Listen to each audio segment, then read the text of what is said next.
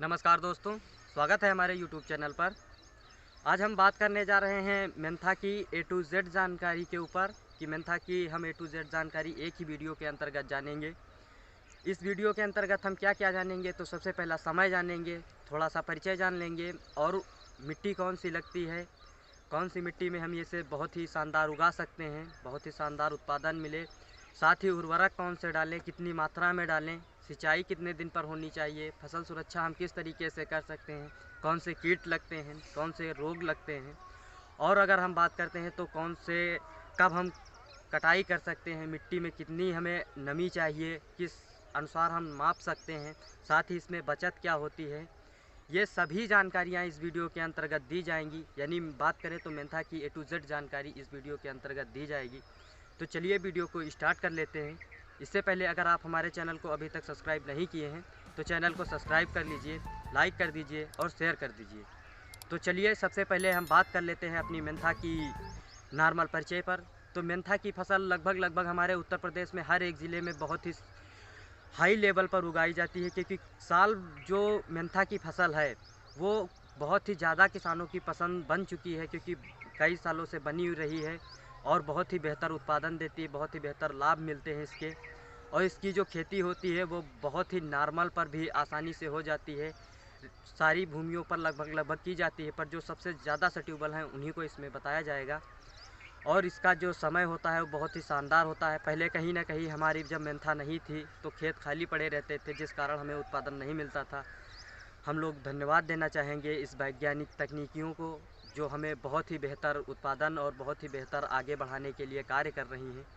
तो चलिए सबसे पहले हम अपने इसके समय की बात कर लेते हैं। तो इसकी नर्सरी अलग से तैयार करनी होती है, जैसा कि आप सभी लोग पहले से जानते हैं। अगर नहीं जानते हैं तो मेंथा की जो नर्सरी की वीडियो है वो आप देख सकते हैं कि किस तरीके से हम नर्सरी को तैयार कर सकते हैं। तो इसमें जो रोपाई का जो सबसे बेहतर समय माना जाता है, अगर समय की बात करें तो रोपाई का जो सबसे बेहतर समय है, यानी हम रोपाई से स्टार्ट कर रहे हैं, नर्सरी के बारे में इसमें नहीं बता रहे हैं। तो रोपाई के लिए 1 मार्च से 15 अप्रैल तक बहुत ही बेहतर समय माना जाता है, जो हमारी मेंथा फसल के लिए बहुत ही अच्छा समय होता है, जहाँ पर हमारी फसल बहुत ही बेहतर ग्रोथ भी देती है, बहुत ही बेहतर उत्पादन भी मिलता है। क्योंकि इससे अगर हम लेट में करते हैं, अगर अप्रैल के बाद हम लगाना चाह रहे हैं, 15 अप्रैल के बाद करते हैं, तो बहुत ही डाउन फसल रहती है, जिसमें हमारी लागत भी बहुत ही ज़्यादा लग जाती है। इसलिए कोशिश करें कि आप 15 अप्रैल तो माना जाता है, पर आप 10 अप्रैल के पहले ही अपनी फसल को लगा लें, बहुत ही बेहतर उत्पादन मिलेगा, बहुत ही शानदार, कम लागत भी लगेगी। अगर उसके बाद आप लगाते हैं तो बहुत ही ज़्यादा हो जाएगा, यानी लेट जब आप लगा रहे हैं। और अगैती अगर आप लगाते हैं तो बहुत ही कम मात्रा में हमें उत्पादन अच्छे से अच्छा मिल जाता है। जहाँ आम किसान उसमें 50% इन्वेस्ट कर देता है, वहीं पर इसमें अगर बात करते हैं मार्च में ही लगा लेने पर जो लागत होती है वो हमारी 30% ही रह जाती है। बहुत ज़्यादा अगर लगाते हैं तो 30% ही हमारी रह जाती है, जो कई सालों की रिसर्च भी कहती है कि 30% में हमारी मेंथा की फसल तैयार हो जाती है। तो अगर हम आगे बढ़ते हैं, इसके लिए मिट्टी कौन सी चाहिए, तो मिट्टी जो है वो रेतीली दोमट और चिकनी दोमट, ये सबसे ज़्यादा उपयुक्त मानी जाती है। खैर, रेतीली दोमट में हमें उटका का भी कभी कभी सामना करना पड़ जाता है, पर चिकनी दोमट जो मिट्टी होती है वो बहुत ही ज़्यादा इसके लिए अच्छी होती है, जिसमें जीवाश्म बहुत ही ज़्यादा मात्रा में होते हैं। जो तेल आता है, जो ऑयल निकलता है, वो बहुत ही अच्छा एवरेज भी देता है, बहुत ही शानदार पैदावार होती है। खैर, इसके आगे हम बात करेंगे इसमें हमारी कितनी बचत हो जाती है, उसके माध्यम से आप समझ सकते हैं कितना अच्छा इसका उत्पादन होता है। और अगर हम इसके आगे बढ़ते हैं, यानी मिट्टी के बाद अगर हम बढ़ते हैं तो उर्वरक की, तो उर्वरक जो हमें चाहिए वो 120 से 150 केजी नाइट्रोजन चाहिए, और 60 से 80 केजी फास्फोरस, और 60 से 80 केजी हमें पोटाश चाहिए। साथ ही जो हमें सल्फ़र चाहिए वो अगर हम पहली सिंचाई के साथ देते हैं तो सिंचाई के साथ दे सकते हैं। अगर बेसल डोज में बात करते हैं तो 10 से 15 केजी पर हेक्टेयर हमें देना होता है सल्फ़र। और कार्बोकार्ब्यूरान की अगर हम कीटों के लिए बात करते हैं, ज़मीनी कीड़ों के लिए, तो उसमें हमें कार्बोकार्ब्यूरान देना चाहिए, जिसकी डोज जो होनी चाहिए वो 10 से 12 केजी होनी चाहिए, जो बहुत ही बेहतर होगी। यानी जो बेसल डोज की अगर हम बात करते हैं तो मैंने यूरिया और डीएपी और पोटास के बारे में नहीं बताया है, ना तो एनपीके के बारे में बताया है, क्योंकि हम रोपाई का वीडियो बिल्कुल अलग से देंगे, किस तरीके से हम रोपाई कर सकते हैं और बहुत ही बेहतर उत्पादन मिले। तो हम रोपाई का वीडियो अलग से देंगे, इसलिए हम केवल इसमें A to Z जानकारी कवर करेंगे बहुत ही कम समय में। तो हम मोटा मोटा आपको बताए दे रहे हैं। तो और आगे अगर बढ़ते हैं तो बुआई की विधियाँ, तो इसे आमतौर पर कई विधियों पर उगाया जाता है, पर जो नॉर्मल किसान है वो 3 विधियाँ ही अपनाते हैं। तो पहली अगर हम विधि की बात करते हैं तो वो सीधे मार्च से पहले कर ली जाती है, यानी वो फरवरी माह में हमें कर लेनी चाहिए। जो खेत में सीधे अपनी जड़ों को काट कर बुआई कर देते हैं खुरपे की सहायता से, तो वो विधि अपनाते हैं। वो बहुत ही कम अपनाते हैं, बहुत ही कम मात्रा में अपनाई जाती है। उन भूमियों पर वो विधि अपनाई जाती है जहाँ पर बारिश हो जाने पर कभी कभी धान के बाद खेत में पानी ही भरा रहता है, तो वहाँ पर अपना ली जाती है, क्योंकि वहाँ पर अपना लेते हैं तो बहुत ही बेहतर रहता है। शायद खेत की जुताई का समय लगभग उन क्षेत्रों पर बहुत ही लेट आता है, क्योंकि ये मैंने आपको बताया सारी भूमियों पर उगाई जाती है, तो इसलिए ये विधि बहुत ही कम अपनाई जाती है। सीधे खेत में जड़ों की बुआई बहुत कम किसान करते हैं। अगर दूसरी की बात करते हैं तो इसका जो क्षेत्र है वो लगभग अब 40% ही बचा है, क्योंकि 60% क्षेत्र तीसरी विधि का हो चुका है। तो सेकंड की अगर हम बात करते हैं तो क्यारियों की, तो क्यारियों में अगर हम बात करते हैं तो क्यारियों की दूरी हमें क्या रखनी चाहिए, तो 10 फीट हम क्यारियों की दूरी रख सकते हैं, यानी 10 मीटर चौड़ी हम क्यारियाँ बना सकते हैं। लंबाई आप अपने ढलान के अनुसार खेत के बना सकते हैं, और जो चौड़ाई है वो 10 फीट कर सकते हैं हम।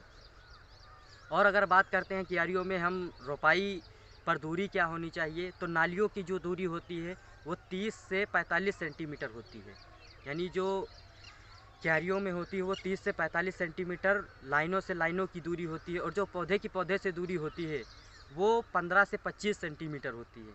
और अगर तीसरी विधि की अगर हम बात करते हैं तो तीसरी विधि अब हमारी बहुत ही ज़्यादा जो 50 से 60% हमारी क्षेत्र को कवर कर रही है, वो है मेड़ विधि, यानी मेढ़ों पर मेंथा को लगाया जाता है। तो मेड़ विधि में जो दूरी होनी चाहिए वो आवश्यकता अनुसार आप रख सकते हैं। अगर हम मशीनों से करवा रहे हैं तो वो 45 से 60 सेंटीमीटर की ही दूरी पर बनाते हैं। उसमें जो पौधे से पौधे की दूरी होनी चाहिए वो बहुत ही महत्वपूर्ण है, वो जान लेते हैं। उसमें हम 30 से 45 सेंटीमीटर पौधे से पौधे की दूरी रख सकते हैं, क्योंकि मेड़ पर कहीं ना कहीं पेड़ बहुत ही बेहतर ग्रोथ दिलाता है, बहुत ही बेहतर उत्पादन मिलता है, बारिश से हमें भी बचा लेता है, जिस कारण मेड़ को अपनाया बहुत ही तेज़ी से जा रहा है। अब हमारे किसान भाई बहुत ज़्यादा बेनिफिट भी ले रहे हैं। इसमें हमें पानी लगाने में भी आसानी होती है, पानी की भी बचत हो जाती है। इसमें कई प्रकार की बचतें होती हैं। खैर, जब हम वीडियो और बड़ा बनाएंगे तो उसमें बता देंगे आपको रोपाई के माध्यम से कि रोपाई में हम किस तरीके से इसमें कितनी बचत कर सकते हैं। और अगर हम बात करते हैं सिंचाई की, तो सिंचाई जो है वो 8 से 10 दिन यानी 7 से 10 दिन के बीच में हमें कर लेनी चाहिए। हम नमी के अनुसार अपना घटा बढ़ा सकते हैं कि किस तरीके से हमारे खेत में नमी है। जिस तरीके से नमी है उस तरीके से हम घटा भी बढ़ा भी सकते हैं, पर आमतौर पर जो सिंचाई की जाती है वो 7 से 10 दिन पर की जाती है। और अगर हम थोड़ा आगे बढ़ते हैं जल्द तो फसल सुरक्षा की बात आती है, यानी हम अपनी फसल को कैसे सेफ रख सकते हैं, किस तरीके से कौन से स्प्रे ले सकते हैं। तो खैर, स्प्रे के बारे में हम अगले वीडियो के माध्यम से जानेंगे। इसमें केवल मोटा जान लेते हैं इसमें कीट कौन से आते हैं। तो अगर बारिश में हम फंस जाते हैं, यानी बारिश जब हो जाती है, तो हमें जो सबसे ज़्यादा ध्यान रखना होता है वो थ्रिप्स और माइट, क्योंकि ये बहुत ही ज़्यादा अगली बार हमारी फसल को डैमेज किए हैं, बहुत ही ज़्यादा इस पर नुकसान भी हुआ है, पौधा ग्रोथ नहीं देता है। इसके क्या रीज़न होते हैं वो सब हम अलग से बताएंगे आपको। और इसमें अगर हम बात करते हैं कीटों की, तो सबसे ज़्यादा जो मेन होती है वो इल्ली होती है, जो तंबाकू की इल्ली, गन्ने की इल्ली, बहुत ही प्रकार की बहुत ही वैरायटी की इल्लियाँ इसमें आ जाती हैं, जो मारना बहुत ही मुश्किल हो जाता है, क्योंकि कहीं ना कहीं ये हमारी फसल को कभी कभी पूरा चट कर लेती हैं अगर हम ज़रा सी भी लापरवाही करते हैं। हम कीट को बताएंगे कि किस तरीके से हम कीट मारें, तो हमें कम से कम जो नॉर्मल से नॉर्मल जो हमारी दवाइयाँ हैं उनसे मर जाएं, और बहुत ही कम लागत में इन्वेस्ट करना पड़े हम अपने खेत पर, और अच्छे से अच्छा बेनिफिट ले सकें। तो जब हम कीट का बताएंगे तो कीट में बता देंगे किस समय हमें डालना है, किस तरीके से करना है, तो हम अलग से जब बनाएंगे तो उसमें बताएंगे।